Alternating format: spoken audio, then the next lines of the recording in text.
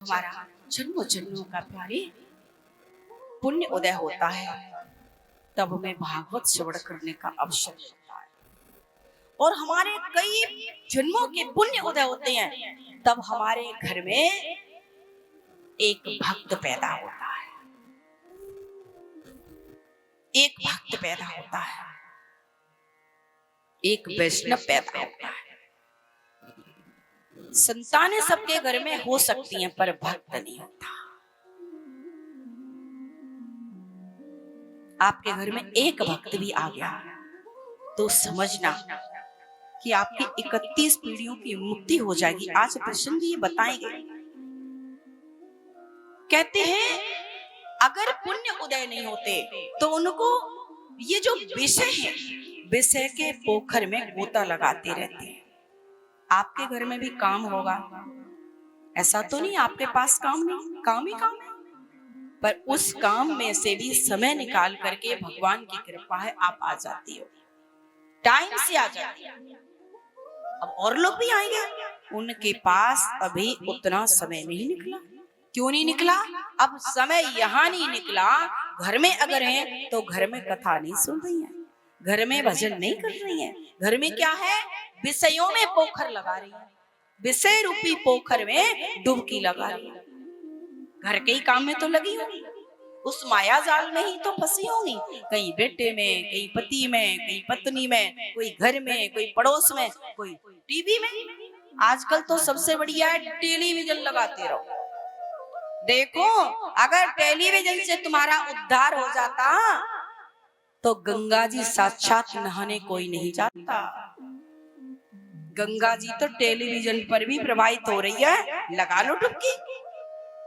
पर जो आनंद आपको हरिद्वार में जाकर के, और जब गंगा जी में डुबकी लगाते हो 2-3 और फिर डकार आती है, सारी जो चली हो उसकी थकान निकल जाती है, वो टीवी में आनंद आता है? बोलो नहीं निकलती मैया।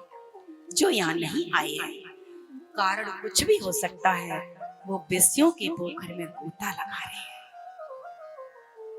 इसलिए आप पर कृपा की है, आज पात्र मिल गए, लिखने वाले को पात्र मिल गए, मेरा पुत्र गाएगा। लेकिन कितने अद्भुत श्रोता भी मिले कि मृत्यु की बारी आई, जब मृत्यु का प्रसंग आया तो मृत्यु से बचने के लिए परीक्षित प्रसन्नता पूर्वक मृत्यु के पार का जो सत्य है, मृत्यु के पार का जो सत्य है, उसको जानने के लिए गंगा के तट पर जाकर के अनशन करने बैठ गए।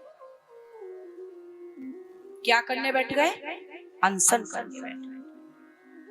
रचयिता की महिमा को देखो,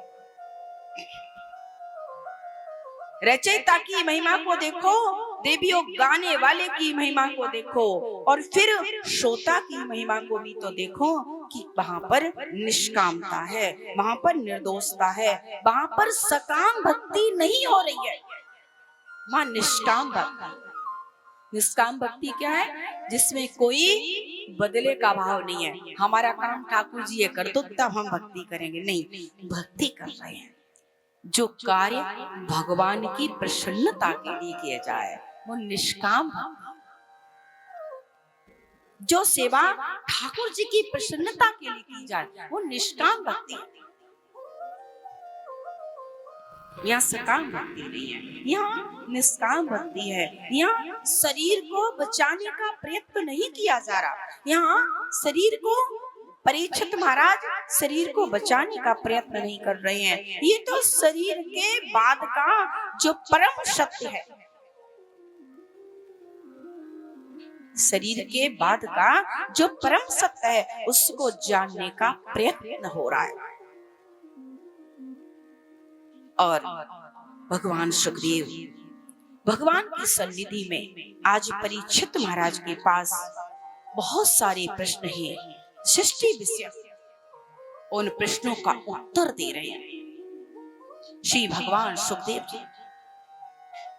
आगे कथा बढ़ी तो कहते विराट रूप की विभूतियों का दर्शन करवाते हुए कैसे संभव हुआ इतने बड़े, इतने विशाल जलराशि के अनंत आकाश, अनंत प्रकाश, कुछ भी दिखाई नहीं दे रहा है, कुछ भी दिखाई नहीं देता था। इतना प्रकाश, इतना बड़ा जलाशय, इतना विशाल जलाशय, कुछ दिखाई नहीं दे रहा। अपने आप को एक कमल के पुष्प पर देखा। किसने? ब्रह्मा जी ने। ब्रह्मा जी ने अपने आप को कमल के पुष्प पर देखा। और क्या देखते हैं कि ब्रह्मा जी ने नारायण की नाभि से वो देखा कि मैं नारायण की नाभि से प्रकट हुआ हूं। वो कमल और नारायण की नाभि क्या है? नाभि क्या है?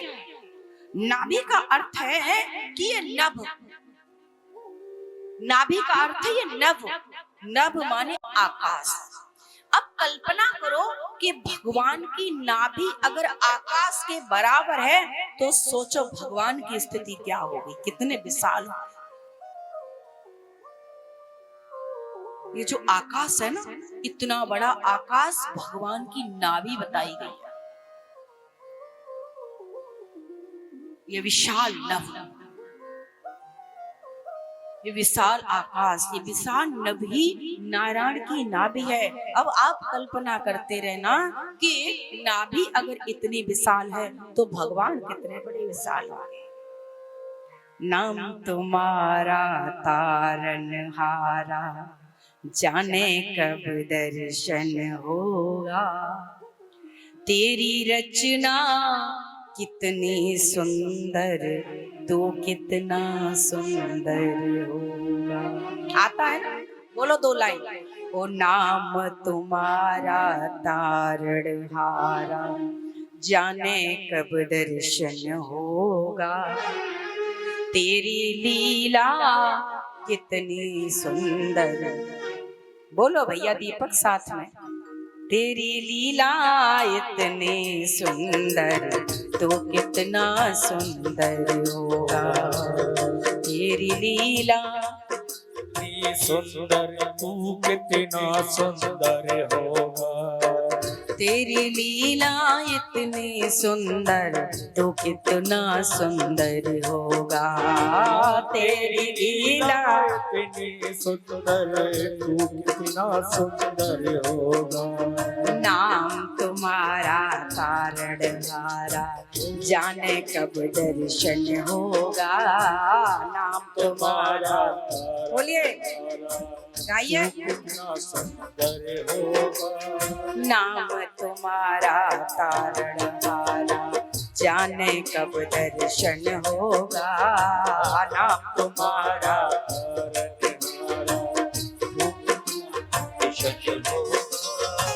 तेरी रचना इतनी सुंदर, तू कितना सुंदर होगा। तेरी रचना इतनी सुंदर, तू कितना सुंदर होगा। बोलो राम, बोलो राम, बोलो राम राम राम, बोलो राम, बोलो राम, बोलो राम, बोलो राम। जरा हाथ खोल के बोले, क्या कहेंगे? नाम तुम्हारा तारणहारा, जाने कब दर्शन होगा। नाम तुम्हारा तारणहारा, जाने कब दर्शन होगा। नाम तुम्हारा तारणहारा, जाने कब दर्शन होगा। नाम तुम्हारा तारणहारा, जाने कब दर्शन होगा। तेरी रचना इतनी सुंदर, तू कितना सुंदर होगा। तेरी रचना इतनी सुंदर, तू कितना सुंदर होगा।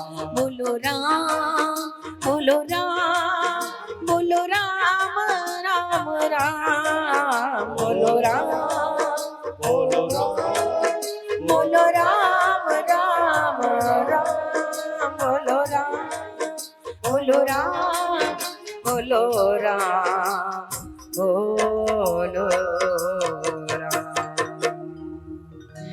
नारायण भगवान के। थोड़े थोड़े भजन गाएंगे, लेट है आज। उसकी रचना जब इतनी सुंदर है, आप देखो हम आप सब कितने सारे लोग बैठे हैं, पर किसी का चेहरा एक सा नहीं है।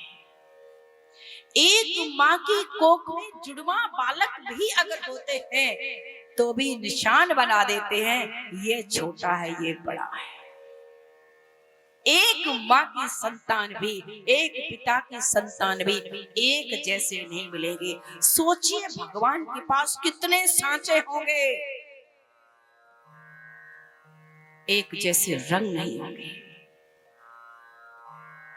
कोई मोटा है, कोई पतला है। अरे एक एक, हम तो अभी चेहरे की बात किए, एक सी आंखें भी नहीं होंगी, एक सा मुख भी नहीं होगा, एक से कान नहीं होंगे, एक सी उंगली नहीं होगी। अरे छोड़ो इनको, साब हाथ की लकीरें भी बनाई होंगी बारीक बारीक सीख से। वो कैसा सांचा होगा, किसी की छोटी, किसी की बड़ी, किसी की मोटी, किसी की पतली। आप छोड़ो, मनुष्य से हट जाओ अलग, साहब प्रकृति पे आ जाओ। संतरे की पैकिंग देख लो साहब, आजकल पैकिंग वाली कंपनियां चली कि हम बढ़िया पैकिंग कर लेते हैं। संतरे की पैकिंग ले लो महाराज, सबसे पहले अंदर जाओ महाराज, चलो ऊपर से शुरू करते हैं। देखा कितना मोटा छिलका, और छिलका को हटा दो तो फिर देखते हो तार से बंधा हुआ है संतरा, तार से लपटा हुआ है।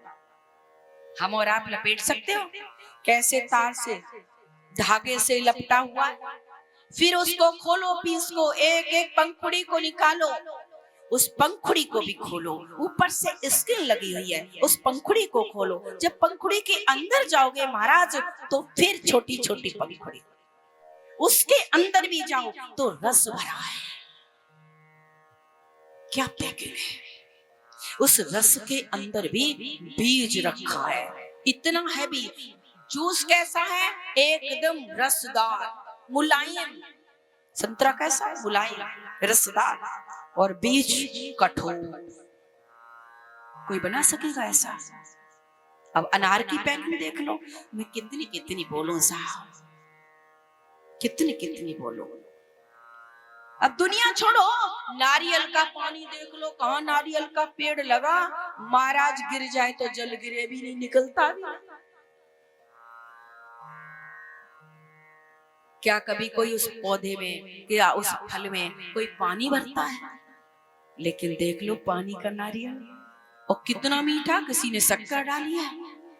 नाम तुम्हारा तारनहारा, जाने कब दर्शन होगा, और तेरी रचना इतनी सुंदर, तू कितना सुंदर होगा। भगवान की लीला है। कहते हैं कमल के पुष्प पर लाल वर्ण के चतुर्भुज ब्रह्मा जी का प्राकट्य हुआ है। मुख से वेद विस्तृत हो रहे हैं। मैं कौन हूँ, मैं कौन हूँ, मैं कहाँ से आया हूँ, मेरा मूल क्या है, इसका अन्वेषण पार पाया नहीं। न आदि दिखाई दे रहा है, न आदि न अंत। व्याकुल हो गए ब्रह्मा जी, क्या करूं, बहुत खोज की, मेरा पिता कौन है, मेरा जन्म कहाँ से हुआ। अब बहुत सागर में, क्षीर सागर में चले गए, जल के अंदर गए, खोजते रहे, ये नाभि, ये जो कमल है, ये कहाँ से आया है, पर कहीं कुछ आदि अंत का पता नहीं चला, कहीं पता नहीं। प्रार्थना की ब्रह्मा जी ने, तब स्वर आया, तप तप तप तप